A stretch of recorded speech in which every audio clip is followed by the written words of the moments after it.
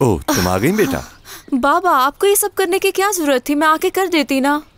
तुम इतनी जल्दी आ गई, ऑफिस में काम नहीं था क्या? सब लंच के लिए बाहर जा रहे थे, मैंने सोचा मैं आप दोनों के साथ लंच करूं। देखे खाना भी साथ लाई हूँ। देखे सारी चीजें आपकी पसंद की लाई हूँ। ये देखे कबाब, और भी बहुत कुछ लाई हूँ। इस तरह पैसे बर्बाद करने की जरूरत क्या है आखिर? तुम्हारी अम्मी घर पर ही अच्छा खाना बना लेती, इस तरह ऑफिस से जल्दी आने की क्या जरूरत थी? ऐसा रोज थोड़ी करती हूँ मैं। अम्मी कहाँ है? ऊपर है वो। ये बताओ, जल्दी आने की कोई और वजह तो नहीं? सब ठीक तो है?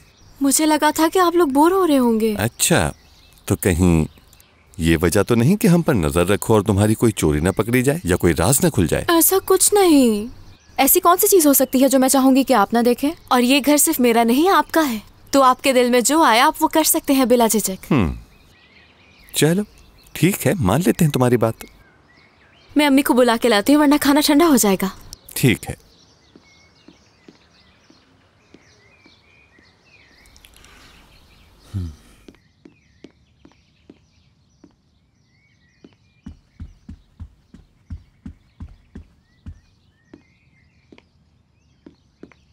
अम्मी कहाँ है?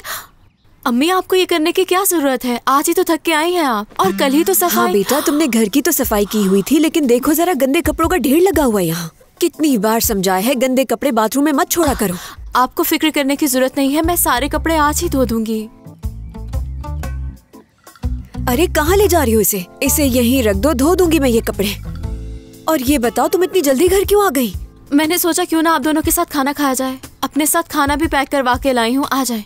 अच्छा ठीक है, तुम चलो, मैं मशीन में डालकर आती हूँ ये कपड़े। चलो शाबाश।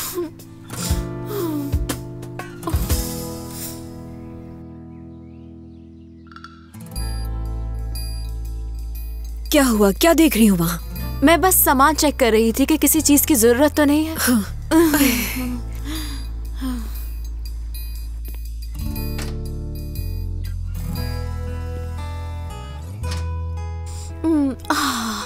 कमरा तो बहुत साफ रखा हुआ है दमीर। काश गंदे कपड़े साथ ले जाते।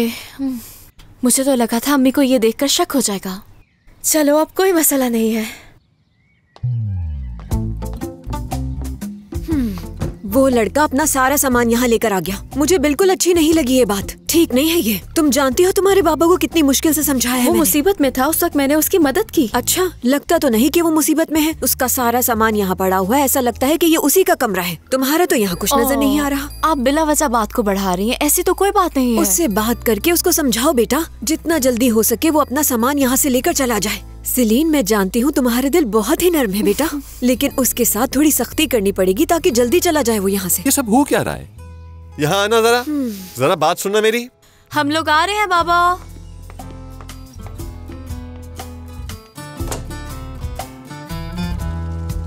एक बात बताओ, तुमने 10 मिनट में पूरा सामान कैसे पैक किया? आदत हो गई है। इतने साल मुल्क से बाहर रहा हूं तो इस सब की तो बस आदत पड़ गई है मुझे, इसलिए एक मुल्क से दूसरे मुल्क बस घूमता ही रहा हूं मैं। जिंदगी में पहली बार ऐसा मौका मिला कि मैं कहीं पे सेटल होना चाह रहा था। ये सच है कि इस दफा ये घर मेरे लिए छोड़ना मुश्किल था। अच्छा खैर छोड़ो वो सब। ये जगह ये सब बातें करने के लिए नहीं है। मैं भी फजूल ये सब बातें लेकर बैठ गया तुम्हारे साथ। ऐसा मत कहो निजात। चलो तुम्हारे प्रोजेक्ट के बारे में बात कर लें कुछ। उस दिन मर्फ शायद जल्दी में थी, मेरे पास ये फाइल छोड़ गई, तो कुछ चीजें मुझे समझ में आई जो मैंने यहाँ लिखी है। देखो। क्या मतलब? वो फाइल छोड़कर चली गई और कुछ बताया भी नहीं तुम्हें? नहीं, वो उसका फोन आया और वो चली गई वहां से फौरन। और वैसे भी वो आज यहाँ पर आने वाली थी, तो मैंने सोचा कि मैं ही चला आता हूँ यहाँ, मिलकर फूल भी दे दूंगा। क्या फूल? दमीर, मुझे अच्छी लगी है वो बहुत ही प्यारी और सादी सी है। मैंने बहुत अरसे बाद ऐसी लड़की देखी है। निजात, हाँ कहो ना, क्या है?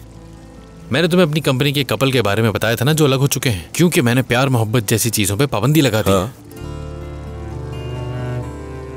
ये क्या मजाक है? और कौन है वो आदमी? हाँ। अगर इतनी सादी और प्यारी सी लड़की मेरी दोस्त हो ना, तो मैं ये रूल कभी भी ना देखूं। तुम जानते हो मुझे। खैर तुम कहते हो तो मान लेता हूं, मैं अब उसकी शक्ल भी नहीं देखूंगा। तुम समझ रहे हो ना कि मैं क्या कहना चाहता हूं? उस लड़की का अभी अभी दिल टूटा है, पहले भी तुमने इसी तरह की एक लड़की से शादी की थी और तलाक हो गई। पूरे 6 साल गुजर चुके हैं। तुम समझ रहे हो ना मैं क्या कह रहा हूँ? देखो ये बेवकूफ़ी तुम दोबारा मत करो। जिंदगी में बहुत कुछ अपने आप ही हो जाता है मेरे दोस्त, जानते हो ना। निजात, तुम्हारी जिंदगी इस वक्त जिस तरह से गुजर रही है ना, तो यही जिंदगी बेहतर है तुम्हारे लिए। खैर तुम्हारी आदत बहुत बुरी है, फजूल बोलने वाली। सही कह रहे हो तुम, बिला वजह ही बोलता रहता हूँ मैं। खैर कॉफी पियो अपनी।